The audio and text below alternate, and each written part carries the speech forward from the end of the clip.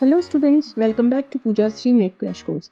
हम अपनी management series को स्टेप बाय स्टेप कंटिन्यू कर रहे हैं, जहां मैनेजमेंट के कंसेप्ट्स को सिंपल लैंग्वेज और क्लियर एग्जांपल के साथ समझा जाता है। आज के इस वीडियो में हम समझेंगे डिविजनल ऑर्गेनाइजेशन, जो ऑर्गेनाइजेशन स्ट्रक्चर का एक इम्पॉर्टेंट टाइप है और एग्जाम में कई बार पूछा जाता है। डिविजनल ऑर्गेनाइजेशन में ऑर्गेनाइजेशन को डिफरेंट डिविजन्स में डिवाइड कर दिया जाता है। यह डिविजन्स अलग अलग बेसिस पर हो सकते हैं, जैसे प्रोडक्ट के बेसिस पर, रीजन के बेसिस पे या कस्टमर के बेसिस पर। हर डिवीजन अपना काम खुद मैनेज करता है और अपने परफॉर्मेंस और रिजल्ट के लिए डायरेक्टली रिस्पॉन्सिबल होता है।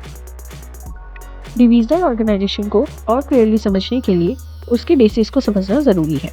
प्रोडक्ट बेस्ड डिवीजन में हर प्रोडक्ट के लिए अलग अलग डिवीजन होता है। ज्योग्राफिकल डिवीजन में एरिया या रीजन के अकॉर्डिंग डिवीजन बनते हैं। कस्टमर बेस्ड डिवीजन में डिफरेंट कस्टमर ग्रुप के लिए अलग अलग डिवीजन होते हैं। इस कंसेप्ट को एक सिंपल एग्जांपल से समझते हैं।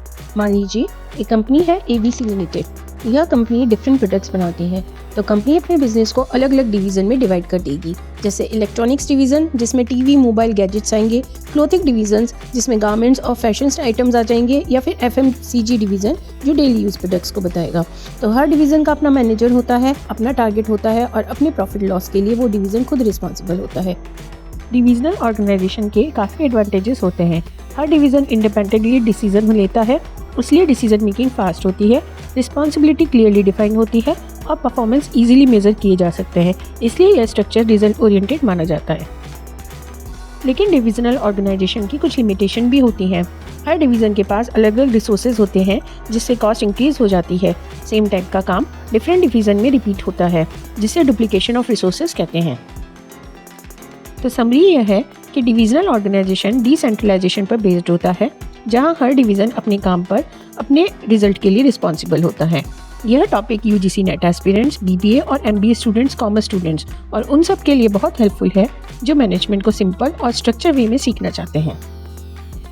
अगर आपको आज का कंसेप्ट क्लियर हुआ और ईजी लगा हो तो लाइक, शेयर और सब्सक्राइब जरूर करें। पूजा 3 मिनट क्रैश कोर्स में नेक्स्ट वीडियो में हम कवर करेंगे मैट्रिक्स ऑर्गेनाइजेशन, एक थोड़ा एडवांस लेकिन वेरी इंपॉर्टेंट टॉपिक। तो मिलते हैं नेक्स्ट क्लास में। Keep learning, keep growing. Bye bye.